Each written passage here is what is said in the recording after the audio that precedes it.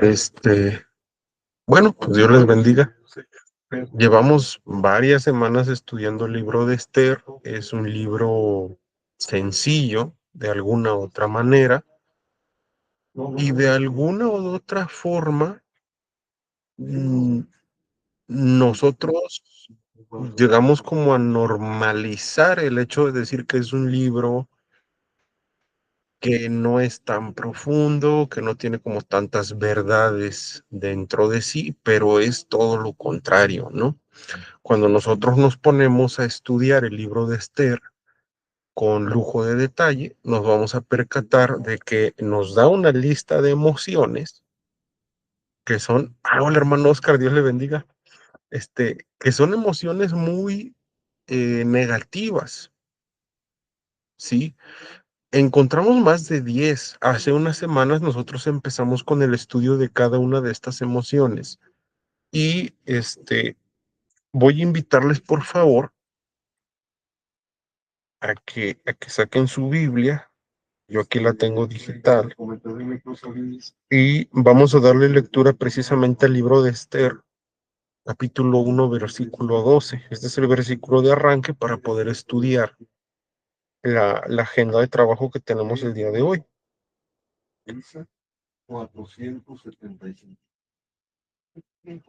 Vea por favor lo que dice Esther 1:12. Dice lo siguiente: mas la reina Basti no quiso comparecer a la orden del rey, enviada por medio de los eunucos. Y el rey se enojó mucho y se encendió en ira. Antes de que veamos la agenda de trabajo, hoy lo quiero hacer como un poquito distinto, darles una introducción o una contextualización de este versículo y del por qué empezamos a estudiar las emociones partiendo del libro de Esther. En este versículo en específico, nosotros vemos que el rey Asuero estaba consumiendo alcohol, ¿verdad? Y en medio de el tumulto del alcohol, de la festividad, nosotros vemos primero un estado de alegría, ¿no? Posteriormente, la reina Basti no responde de manera como él hubiera querido a su indicación, se molesta y fruto de esa molestia es la disolución de un divorcio, ¿no? Perdón, la disolución del matrimonio, un divorcio.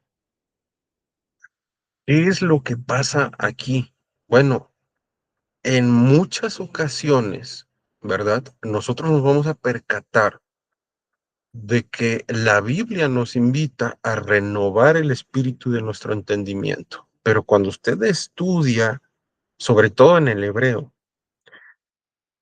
estas palabras que están vinculadas con el significado del corazón, pues el original habla de este asentamiento del intelecto y de la emoción. Entonces, es importantísimo que nosotros identifiquemos, bueno, ¿por qué estudiar las emociones desde la Biblia? ¿No? Como psicólogo, yo también me doy cuenta de que es un tema muy importante, porque desgraciadamente la iglesia está buscando de manera muy repetitiva a los mal llamados psicólogos cristianos. Y fíjense, yo soy psicólogo, sé de lo que estoy hablando, ¿sí? ¿Por qué digo los mal llamados psicólogos cristianos? Porque nunca falta el hermano, la hermana que tienen algún problema de ansiedad, un problema matrimonial, y van con un psicólogo cristiano, entre comillas, pues para que les dé una terapia, ¿no? Incluso desde hace unas muy pocas semanas para acá, algunos mal llamados artistas cristianos como Cristín de Clario, por ejemplo, han estado promocionando una página que se llama Epsilon y ellos te dicen, eh, vas a tener descuento en tu terapia con un psicólogo cristiano. Como psicólogo que soy, les puedo decir que la psicología no sirve más que para hacer algo que se conoce como análisis funcional de la conducta, pero no sirve para tratar los problemas emocionales. No sirve. Habrá una que otra herramienta que nos ayude a la comprensión de la conducta, a la comprensión de las emociones, pero jamás el cristiano debe de pensar que estas herramientas de psicología reemplazan al poder renovador del Espíritu Santo. Entonces, por eso es que iniciamos esta sesión, estas semanas de estudio de las emociones desde la Biblia, porque como teólogo yo identifico una serie de problemas muy graves en la iglesia. Incluso algunos hermanos de la congregación me dicen, hermano, usted es psicólogo y yo quiero una terapia, así me lo han dicho, una terapia cristiana. Le digo, la terapia cristiana no existe. Existe la consejería bíblica. También soy un consejero bíblico certificado. Y lo primero que yo les digo es, primero renuncia a la idea de que la psicología te va a ayudar a cambiar, porque no es así. Lo más que tú puedes hacer como psicólogo es hacer un análisis de por qué la persona se comporta como se comporta. Pero jamás tus sesiones van a lograr que una persona cambie. De hecho, la propia psicología clínica dice que el individuo solamente regula su conducta, pero jamás cambia. ¿A qué nos referimos con cambio en la consejería bíblica? Con que el Espíritu Santo reestructure el corazón para que así la persona sea útil a Cristo, a su iglesia y a los propósitos que Cristo mismo ha puesto en la vida de la persona. Entonces, ya teniendo en mente esto, ahora sí, vamos a pasar a la agenda de trabajo del día de hoy. Vea, desde una perspectiva bíblica, vamos a estar definiendo etimológicamente qué es la ira, qué es el enojo, ¿no? Y si ustedes se dieron cuenta, por ahí les puse enojo y frustración en el libro de Esther. Les voy a comentar por qué pongo frustración cuando una cosa es el enojo y otra cosa es la frustración. Vamos a ver también un origen de la ira desde la perspectiva bíblica. O sea, la Biblia sí nos dice en muchas ocasiones, por muchos pasajes, qué es lo que puede originar una ira injusta en el ser humano. Hay una ira justa, como la ira de Dios, pero nos vamos a dedicar hoy más a trabajar la cuestión de una ira injusta. Vamos a ver también qué consecuencias tiene, según la Biblia, el dejarnos dominar por esta emoción que, ojo con lo que les voy a decir, que todos tenemos. Hay 5 emociones básicas, según los procesos psicológicos básicos, ¿sí? Y una de ellas es la ira. Todos los seres humanos, según la Biblia y según la psicología clínica, poseemos ira, enojo, como tú le quieras llamar. Entonces es importante que entendamos que si todos la vivimos, pues para empezar, ¿qué consecuencias me va a traer? Te va a traer si te dejas guiar por la ira. Y también vamos a ver desde la perspectiva bíblica estos principios que nos traza toda la Biblia para poder manejar la ira. ¿Qué es lo que dice el Señor en su bendita palabra para que nosotros la dominemos? Entonces, ten por ahí a la mano tu Biblia porque vamos a ver muchos versículos el día de hoy. Hoy vamos a leer mucha Biblia.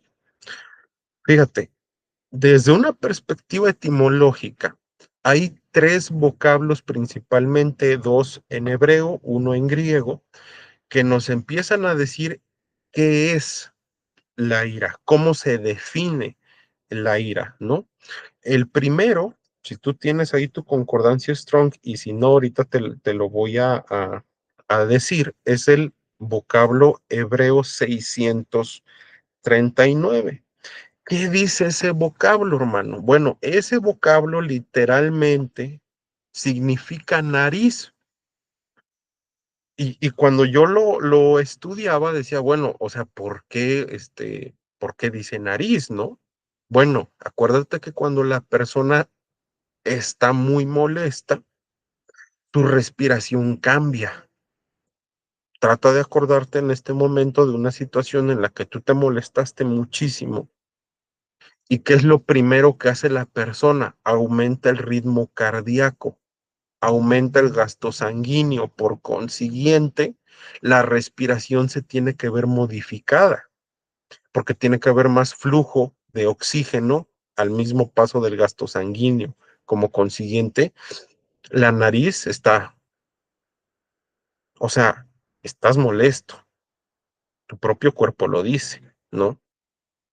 Hay otro vocablo hebreo que es el 2534 en la concordancia Strong, que literalmente significa calor, ardor o veneno. Una persona que se encuentra precisamente en una situación de estrés muy agudo, de ansiedad muy aguda, uno de los indicadores fisiológicos o corporales es precisamente que la persona, decimos aquí en México, se pone chapuda, o sea, se pone colorado, ¿sí?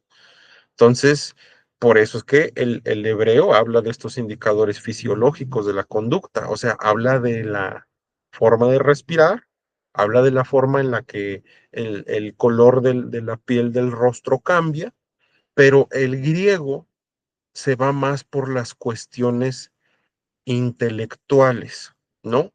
Hay un vocablo que la verdad da hasta miedo estudiarlo, que es en el griego, el vocablo 3709 en la concordancia Strong, que hace referencia a la reflexión, al pensamiento rumeante de venganza.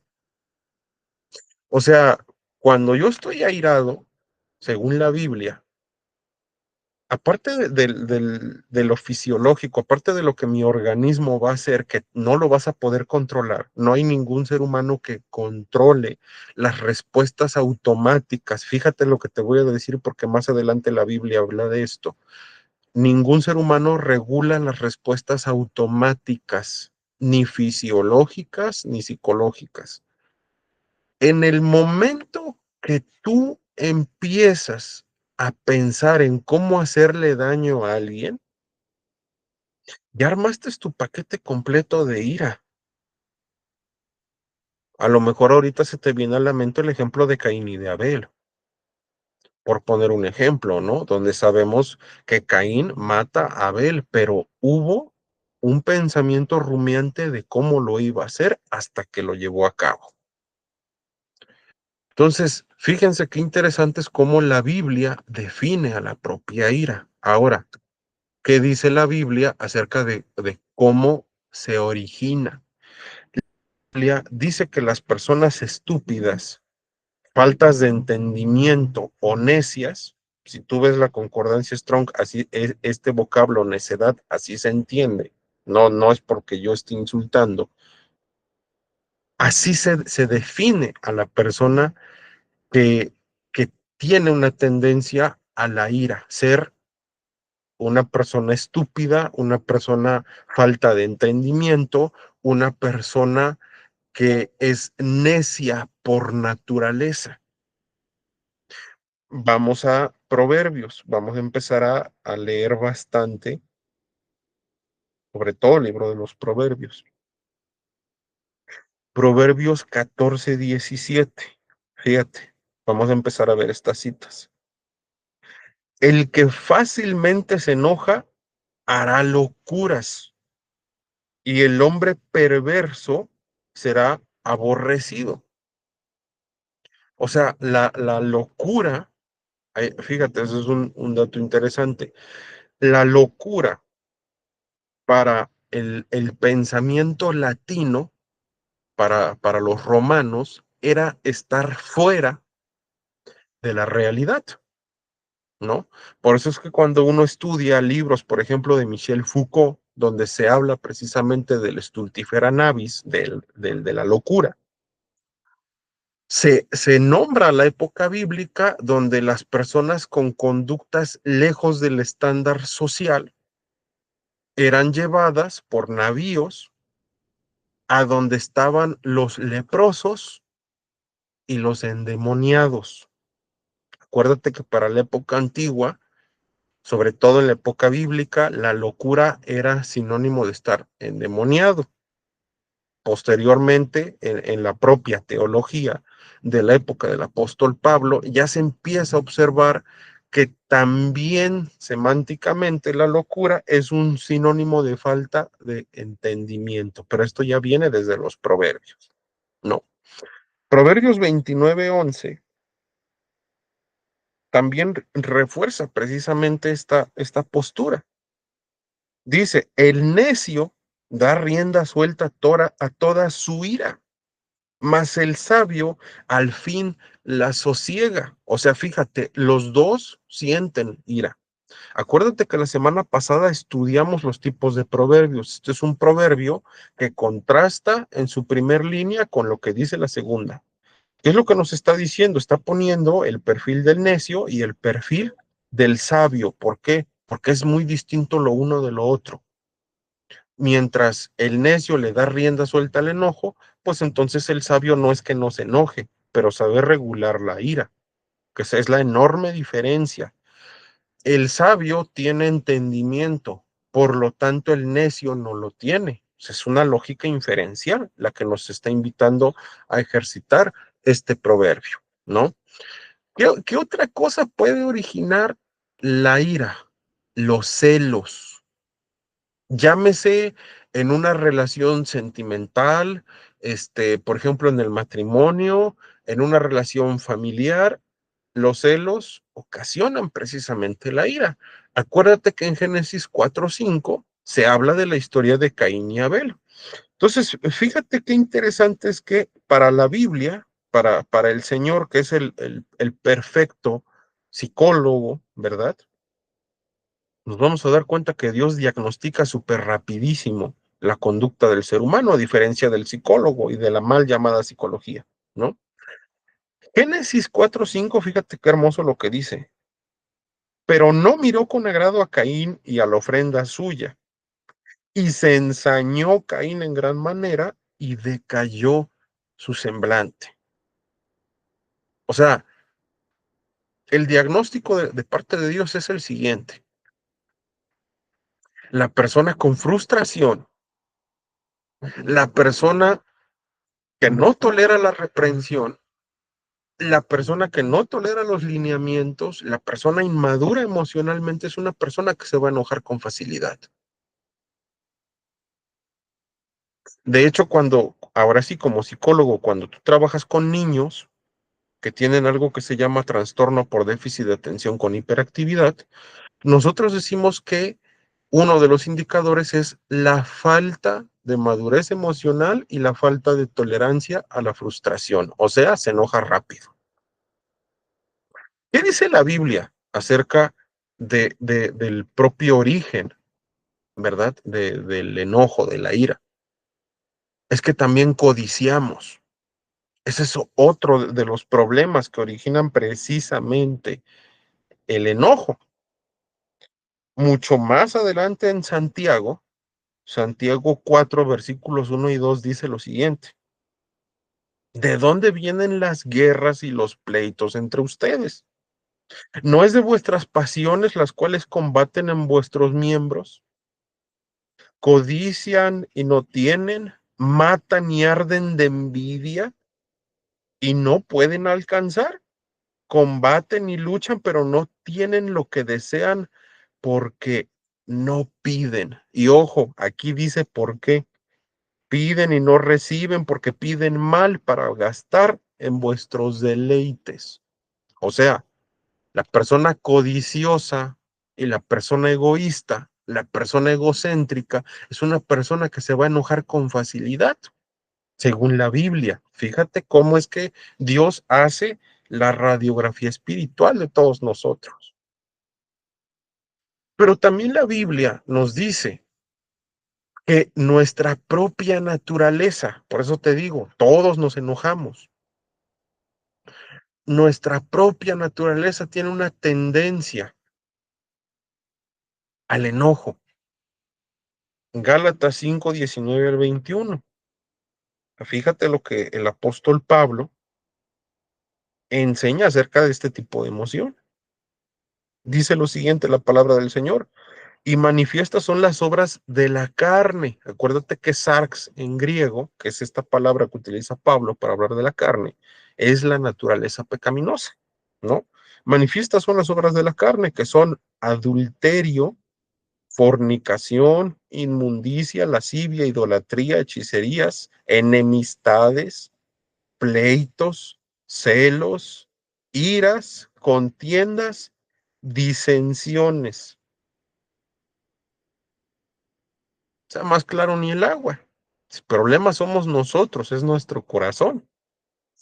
Pero también Pablo escribe acerca de esto en Colosenses 3:8. Fíjate qué interesante.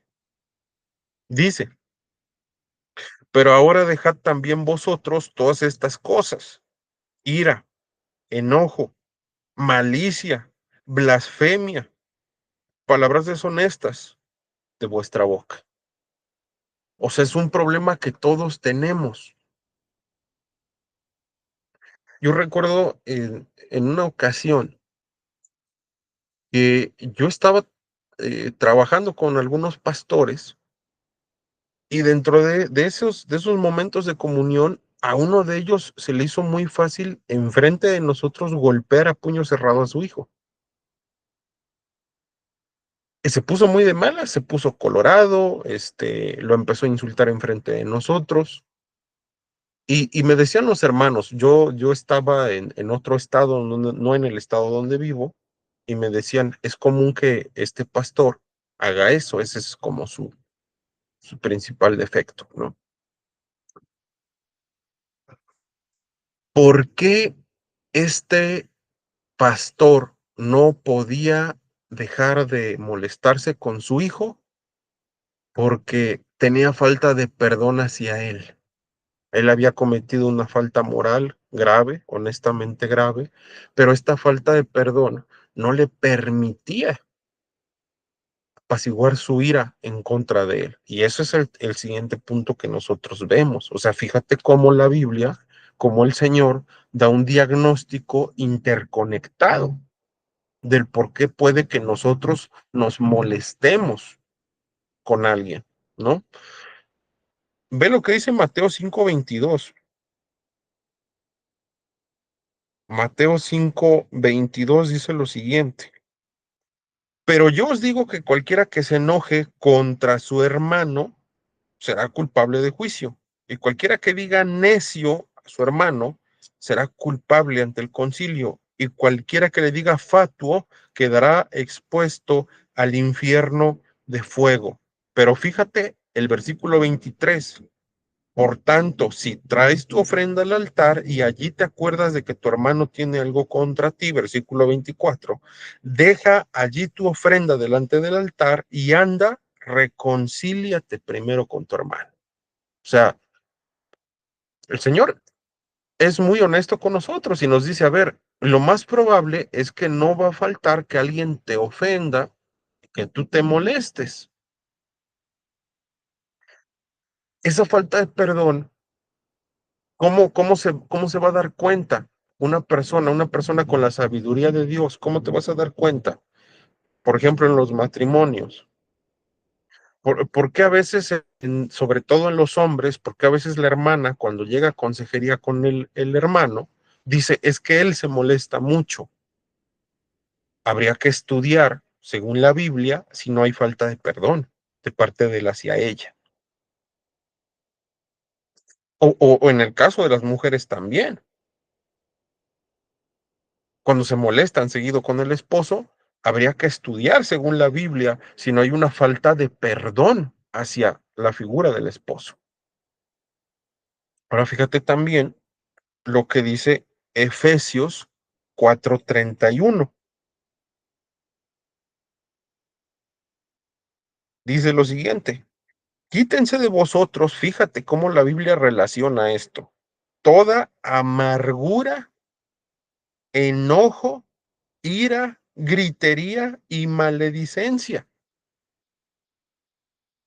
O sea, si tú te das cuenta el diagnóstico que hace la palabra, es que la persona que se enoja tiene enfermedades hermanas ahí. O sea, si tú te enojas, muy probablemente tienes una raíz de amargura en tu corazón. O sea, falta de perdón. Si con facilidad tú le gritas a alguien, muy probablemente es porque no controlas tu ira porque no le has perdonado.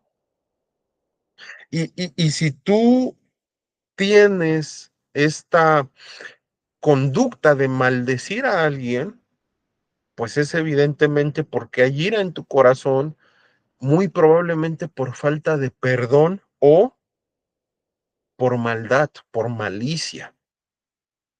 Fíjate que el diagnóstico que Dios hace es muy completo, porque te dice la conducta, te dice qué es lo que lo causa. Que eso es muy difícil que reitero, que un psicólogo lo pueda hacer. Solamente Dios lo puede hacer. Ahora, fíjate qué interesante.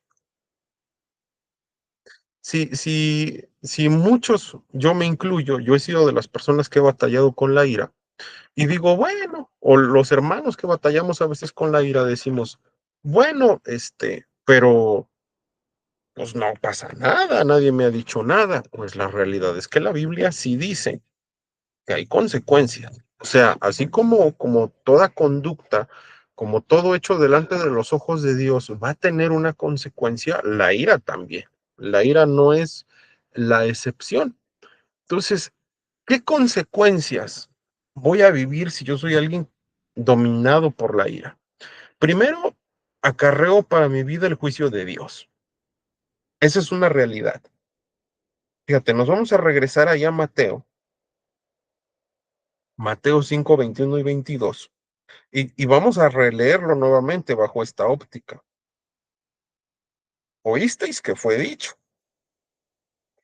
no matarás, y cualquiera que matare será culpable de juicio. Pero yo os digo que cualquiera que se enoje contra su hermano será culpable de juicio. Y cualquiera que diga necio a su hermano será culpable ante el concilio. Y cualquiera que le diga fatuo quedará expuesto al infierno de fuego. Lo primero que debemos entender es esto. Tanto es que en la oración modelo Jesús dice, perdónanos como nosotros perdonamos a los que nos ofenden. O sea, es triste admitirlo, pero la realidad es que todos los que estamos conectados y todos los que vamos a ver el video en diferido, tenemos por lo menos a una persona que no podemos ver ni en pintura, porque no hemos sabido perdonar como Dios nos perdona a nosotros. ¿Qué otra consecuencia tiene? Bueno, genera un ciclo vicioso de pecado la ira. Santiago Santiago representa muy bien las conductas pecaminosas, describe muy bien cómo es que se gesta el pecado, muy parecido a lo que hace Pablo en Romanos.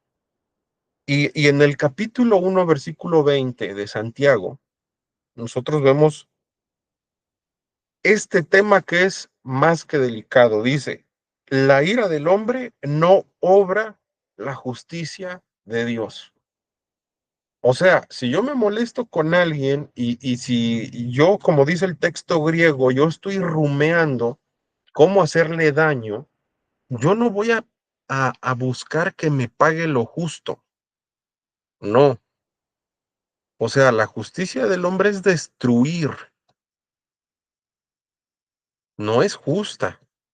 Es una acción violenta que busca la destrucción. No se guía bajo los principios de verdadera justicia que Dios tiene.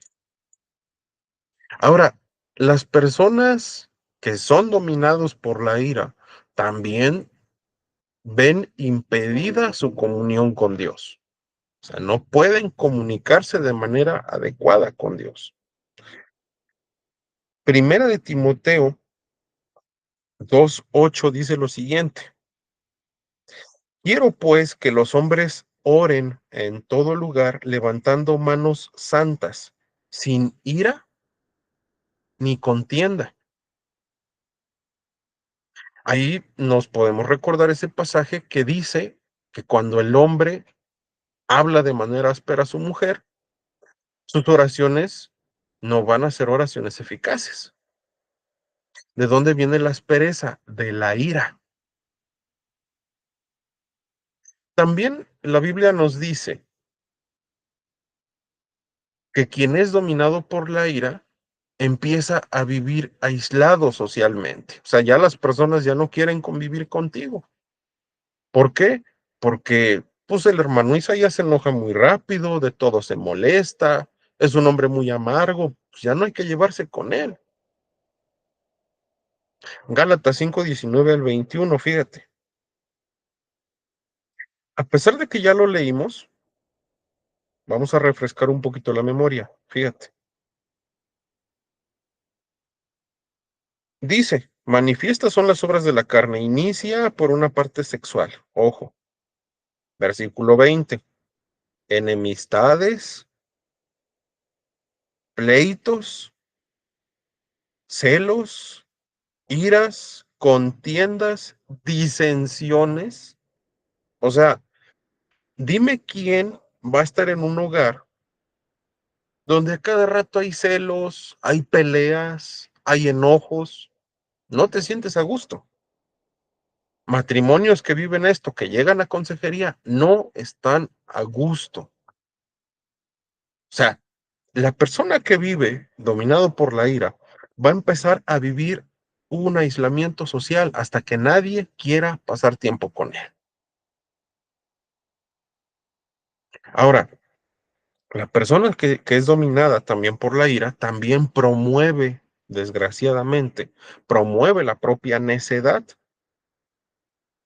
Fíjate, ahí en Proverbios 14:17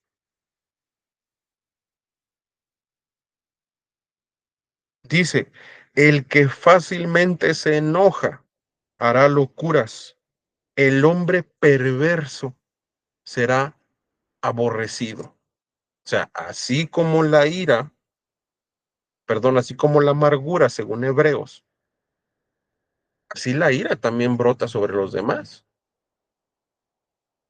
¿Por qué? Porque pues es más fácil responder de manera áspera, hacer locuras, que dejarnos que el Señor nos dé el temple para resistir a ese impulso que todos tenemos de responder de la misma manera. Y otra consecuencia, que esto ya es un tema todavía más grave, pues es poner en peligro nuestras propias vidas si nosotros estamos siendo dominados por la ira. Proverbios 22, de los versículos 24 al 25. No te entremetas con el iracundo, ni te acompañes con el hombre de enojos. No sea que aprendas sus maneras y tomes lazo para tu alma. ¿Cuántos accidentes vemos de automóvil, de motos en el día? Todos trabajamos, todos somos personas que servimos a Dios. Ese es un trabajo muy importante y que también trabajamos a veces en lo secular, ¿no? Y tú vas rumbo a la iglesia, vas rumbo a tu trabajo secular, y en ese momento tú ves un choque y las personas empiezan a decir de palabras y se empiezan a agarrar a golpes. Eso es un marco muy común en Latinoamérica. Pero ¿quién no te dice que la otra persona trae un arma blanca o una pistola? Y esas personas que terminan muertas no por el accidente, sino por el enfrentarse a otra persona, es porque no dominaron su ira. Porque si hubiesen dominado su ira, no hubiera la necesidad de tener que sacar un arma para defenderse.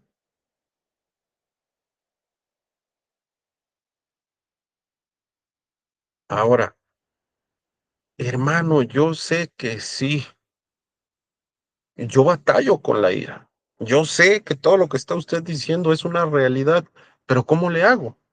Bueno, hay principios claves que Dios nos ha dejado para poder trabajar esta situación de la ira. Fíjate, el primer principio es validar si esta ira, si este enojo es o no es válido. Acuérdate que Jesús se enojó, hizo un tronido de cuerdas en el momento de que las personas estaban utilizando la casa del Señor como un lugar para vender cosas a los pobres, enriquecerse ellos. Entonces fue que Jesús se molestó, pero es una ira santa por motivos justos. En la Biblia también vemos que el Señor se molesta con aquellos que oprimen a la viuda, al huérfano y al desamparado. O sea, ahí sí no hay problema de que tú te enojes. La pregunta es cuándo te enojas, cuándo me enojo, por algo justo o por algo que es una tontería. Efesios 4:26.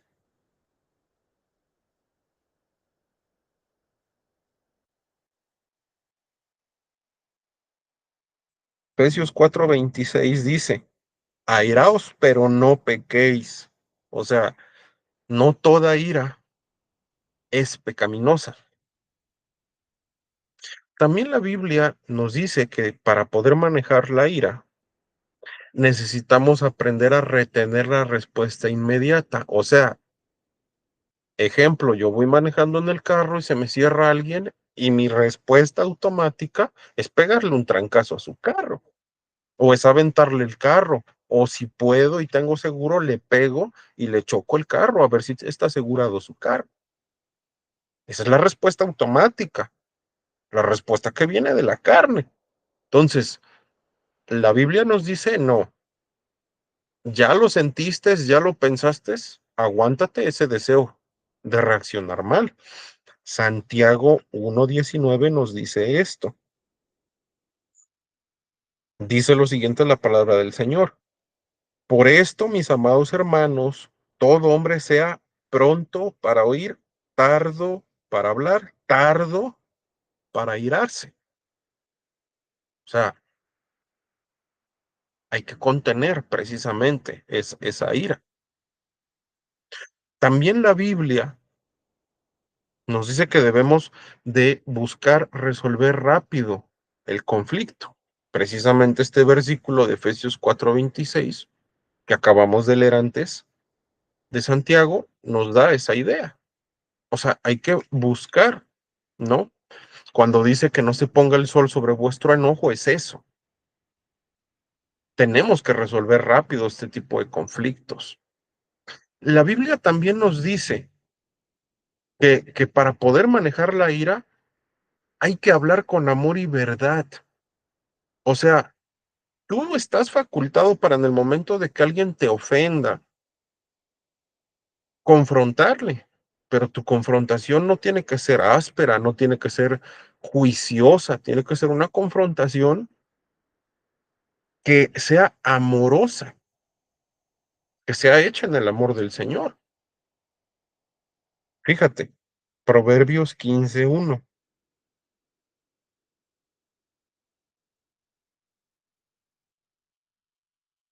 dice, la blanda respuesta quita la ira, mas la áspera hace subir el furor.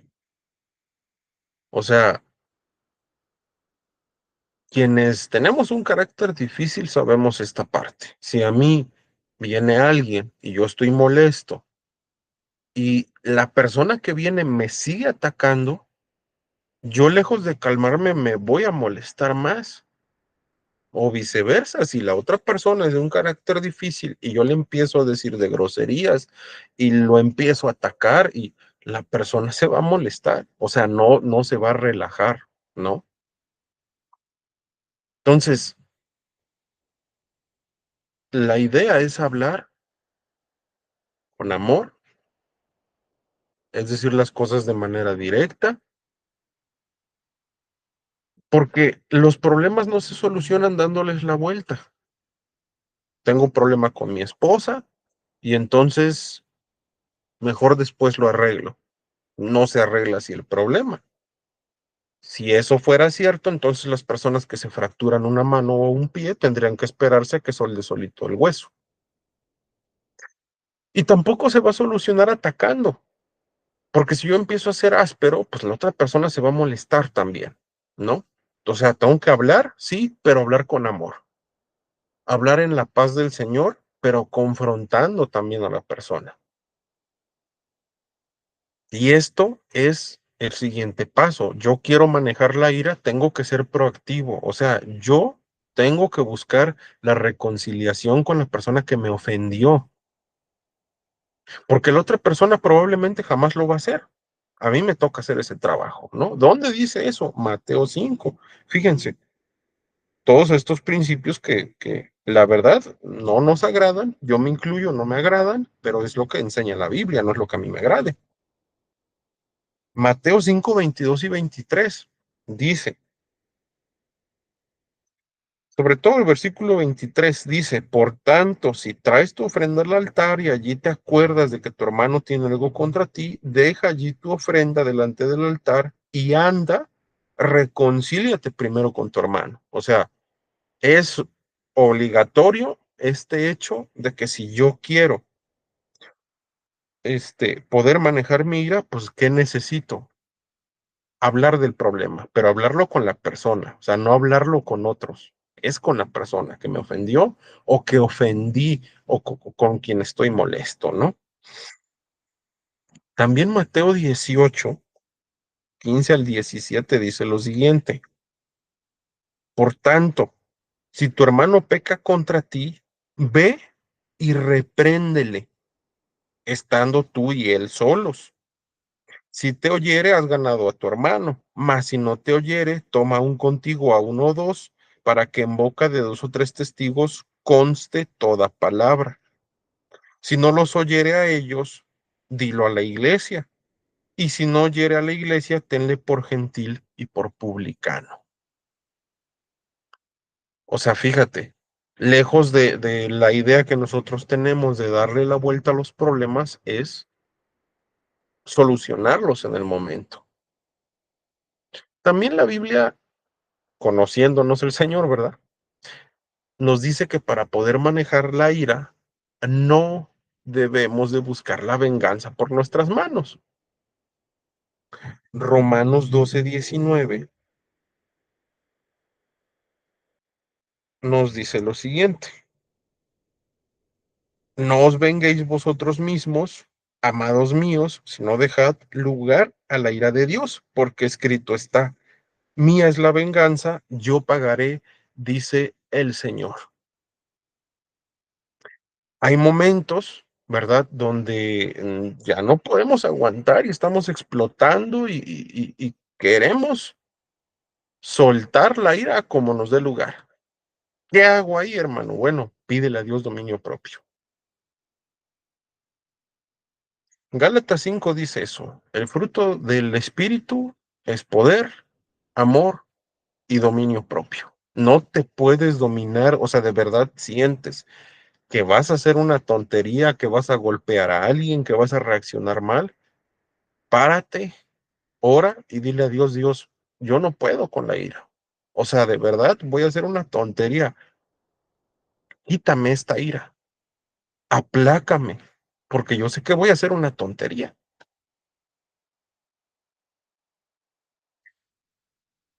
¿Qué otro principio bíblico nos ayuda para poder manejar la ira?